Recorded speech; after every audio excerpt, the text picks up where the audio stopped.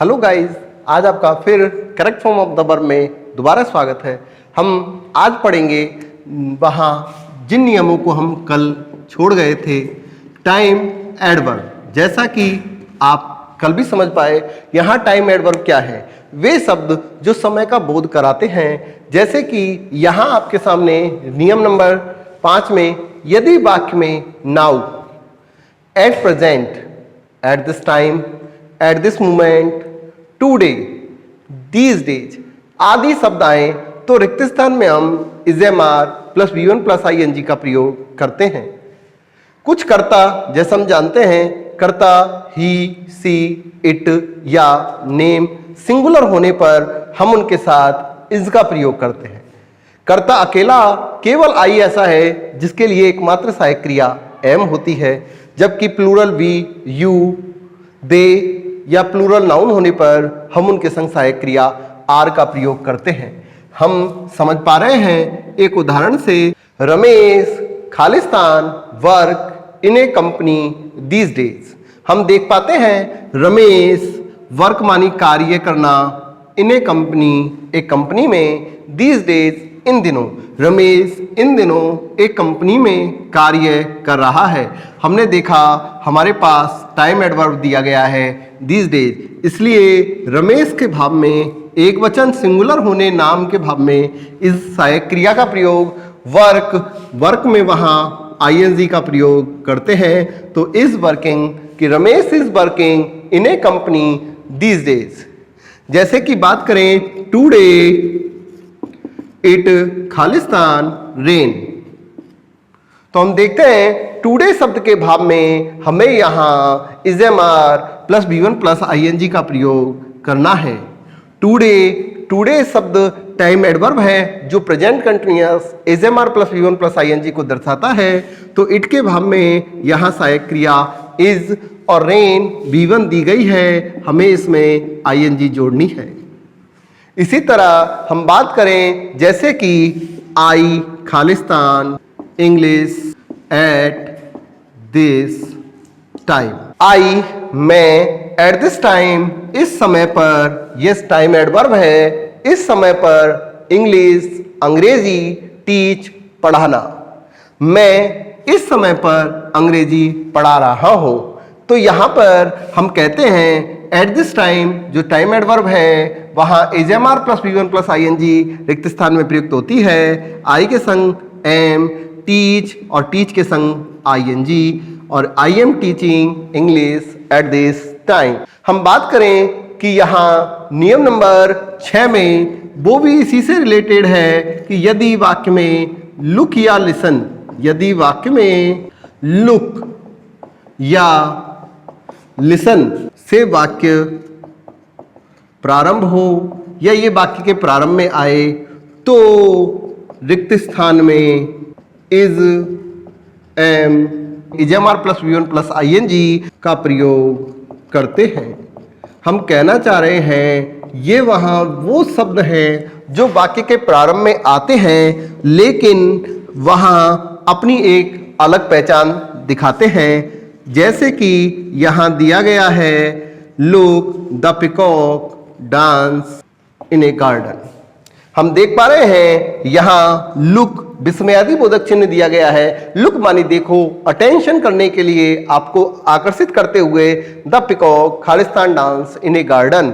हमने बात करी पिकॉक के भाव में, पिकॉक यदि एक वचन है तो यहाँ इज का प्रयोग, और डांस जैसे कि मुख्य क्रिया है तो यहाँ लुक शब्द के भाव में इजेमार प्लस V1 प्लस ING, वहाँ इज डांस क्रिया का अंतिम अक्षर ई होने पर ING ई को हटाकर लगाते हैं। जैसे कि उदाहरण समझाएं, यदि गो अंतिम अक्षर ओ है, कोई बात नहीं, हम सीधे ING लगा देते हैं। लेकिन वहाँ पर यदि किसी क्रिया में जैसे कि ई आता है तो हम ई को हटाकर ING लगाते हैं। टेक में ING टेकिंग, तो इसी तरह डांस में ई हटकर ING लगाया है। तो यहाँ चाहे लुक आ जाए या लिसन शब्द आ जाए, दोनों के बाद विस्मयादि बोधक चिन्ह, तो ऐसी स्थिति में बाकी के प्रारंभ में जब आ जाते हैं तो रिक्त स्थान में हमें इजेमार प्लस V1 प्लस ING का ही प्रयोग करना।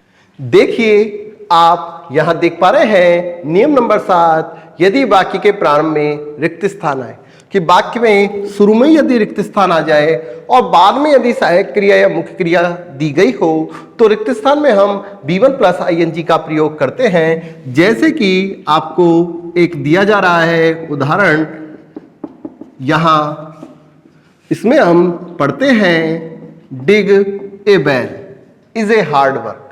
यहां रिक्त स्थान दे दिया, उसके बाद एक संज्ञा शब्द दे दिया, सहायक क्रिया या मुख्य क्रिया आ जाए तो ऐसी स्थिति में हम वहां रिक्त स्थान के पहले V1 प्लस ing का ही प्रयोग करते हैं।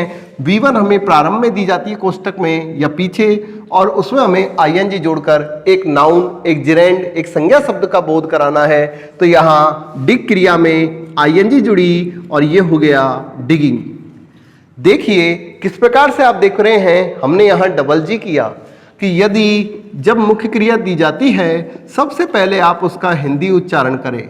यदि हिंदी उच्चारण करने पर वहां उसमें ए ई उ देख पा रहे हैं, यहां छोटी की मात्रा आ रही है, ह्रस्व स्वर आ रहे हैं। तो जब आपको कोई क्रिया दी जाए उसका हिंदी उच्चारण करें। हिंदी उच्चारण करने पर यदि ए ई उ ह्रस्व स्वर आए तो अंतिम अक्षर को डबल कर ing जोड़ देते हैं।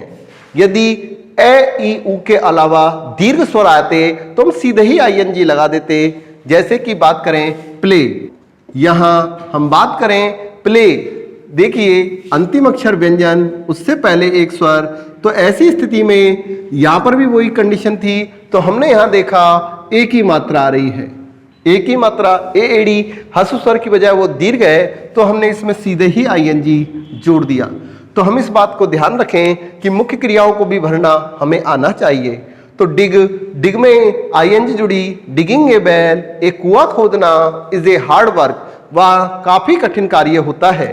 जैसे कि यहां देखते हैं कि हम एक उदाहरण दिया है जिसमें मुख्य क्रिया वही प्लांट है, केवल रूप को अलग तरीका दर्शाया गया है कि यहां पर रिक्त स्थान आ जाए। A tree to save environment, a tree मानी पेड़, टू सेव बचाने के लिए, एनवायरमेंट पर्यावरण को, इज ए नाइस वर्क एक अच्छा कार्य है, कि एक पेड़ को लगाना पर्यावरण को बचाने के लिए एक अच्छा कार्य है। तो ऐसी स्थिति में जब रिक्त स्थान शुरू में आ जाए और वहां सहायक क्रिया मुख्य क्रिया का भाव दिया जाए तो ये सारा शब्द वहां एक संज्ञा शब्द है, तो हमें V1 प्लस ing का ही प्रयोग करना है। जैसे यहां देखें Khalistan, a tree is a nice work to save environment. अंग्रेजी में उच्चारण समान हो सकता है, शब्दांश आगे पीछे एडजस्ट हो सकते हैं। जैसे कि बात करें पर्यावरण को बचाने के लिए एक अच्छा कार्य है पेड़ लगाना, प्लांट मानी लगाना, रोपण करना। तो यहाँ प्लांट में ing हम देख रहे हैं कि सीधे डबल अक्षर हैं, दोनों व्यंजन हैं, तो हमने सीधी ing प्लांटिंग का प्रयोग किया है। तो यहाँ हमारा नियम नंबर 7। देखिए यहाँ नियम नंबर 9 में हम बात करते हैं यदि वाक्य में just already yet, just already, yet, up to now, so far, ever, by now, till now, hardly, scarcely, recently या lately आदि शब्द आए तो ये सब टाइम एडवर्ब हैं। तो रिक्त स्थान में हैज हैव प्लस V3 का प्रयोग करते हैं। वहां बात करें हैज कब लगता है और हैव कब लगता है। कर्ता यदि ही सी इट नेम सिंगुलर हो तो वहां हम सहायक क्रिया हैज का प्रयोग करते हैं। लेकिन कर्ता यदि I first person I, first person plural, we, you, they या कोई प्लूरल हो तो हम वहां हैव का प्रयोग करते हैं। वहां इस वाक्य की एक और पहचान है कि अधिकतर यदि किसी वाक्य में 2 रिक्त स्थान दिए गए हों तो समझ जाना चाहिए कि वहां प्रेजेंट परफेक्ट हैजर प्लस V3 का ही प्रयोग होगा। जैसे कि Tanu Khalistan just Khalistan finish his work. हम यहां देख पा रहे हैं कि वहां पहली पहचान कि वाक्य में वहां टाइम एडवर्ब जस्ट आ रहा है। दूसरी पहचान कि वहां वाक्य में दो रिक्त स्थान दिए गए हैं। यदि हमारे पास दो रिक्त स्थान आए तो पहले रिक्त स्थान में हम हेल्पिंग वर्ब सहायक क्रिया का प्रयोग करते हैं और दूसरे वाक्य में हम मेन वर्ब मुख्य क्रिया का प्रयोग करते हैं। परफेक्ट में जैसा आप जानते हैं थर्ड फॉर्म का प्रयोग, फिनिश की थर्ड फॉर्म फिनिश्ड, जबकि यहां हमने देखा तनु एक वचन सिंगुलर नाम है, इसलिए हम सहायक क्रिया हैज का प्रयोग कर पाते हैं और तनु के साथ हैज। बात करें Rohit complete his book yet. अब कई बार हमें या तो नॉट यहां दे दिया जाता है या फिर हमें यहां नॉट कंप्लीट एक साथ लिख दिया जाता है।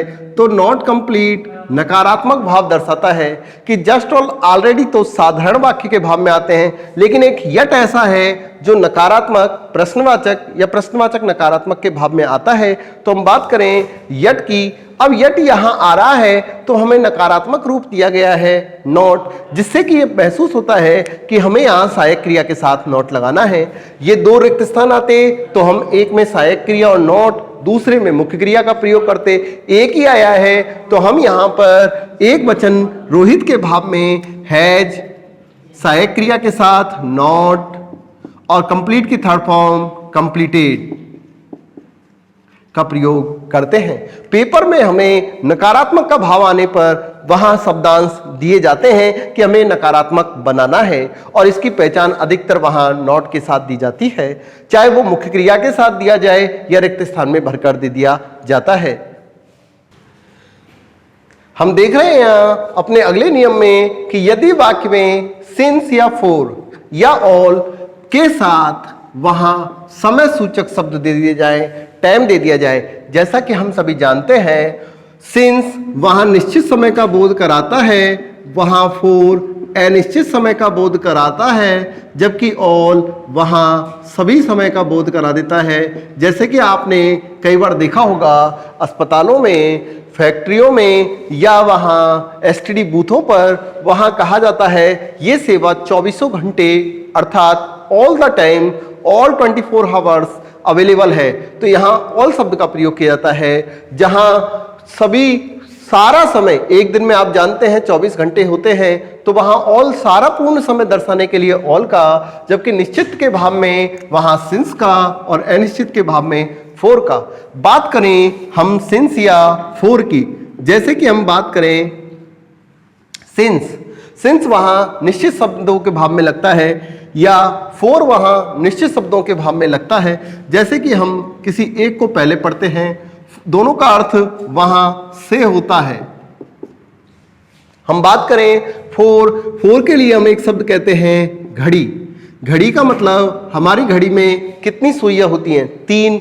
जैसे कि हावर घंटे की, मिनट सेकंड की,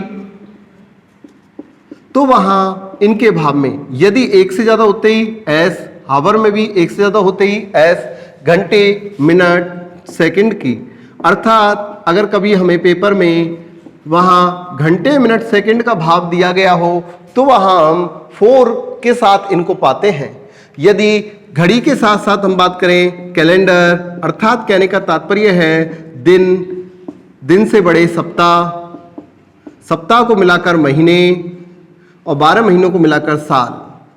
तो यहाँ दिन की बात करें, सप्ताह में 7 दिन होते हैं, तो दिन डे एक से ज्यादा होते ही एस, सप्ताह वीक एक से ज्यादा होते ही वीक्स, मंथ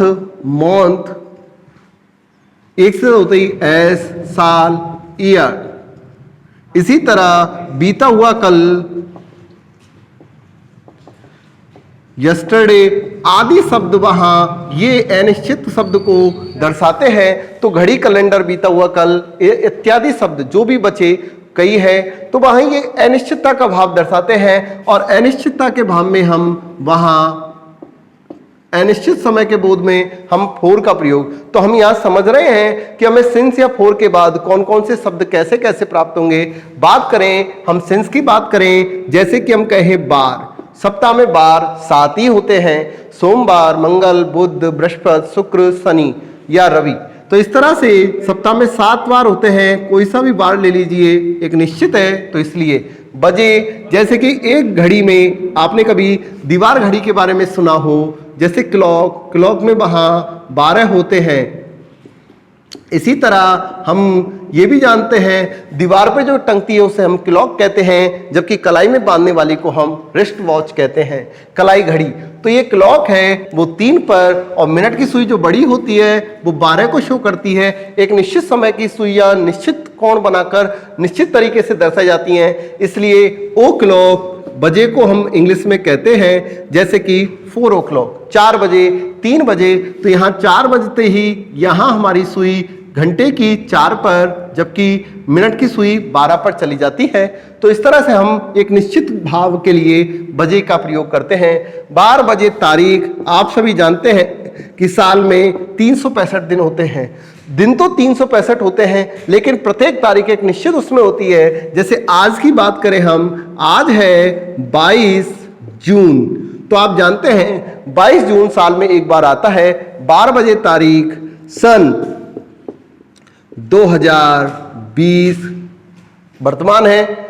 इसी तरह हम कहें सुबह, दोपहर, शाम, रात, ये सभी क्या है, निश्चित शब्द हैं, और वहाँ इन निश्चित शब्दों के भाव में हमें वहाँ सिन शब्द मिल जाता है। हम कहें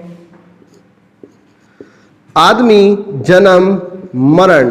बात करें, आदमी जन्म लेता है एक बार, जैसे कि हम कहते हैं बर्थ डेट या बर्थ भी कहें या बर्थ डेट कहें, बात एक ही है। इसी तरह मृत्यु, डेथ, जन्म, मरण, एएम, पीएम। आप सभी जानते होंगे हम एएम और पीएम किस प्रकार से बोधित करते हैं। हम जानते हैं कि हमारी जो पृथ्वी है ये वहाँ 2 अक्षांशों पर टिकी हुई है, और 2 अक्षांशों पर टिकने के कारण वहाँ इसको बीच में से एक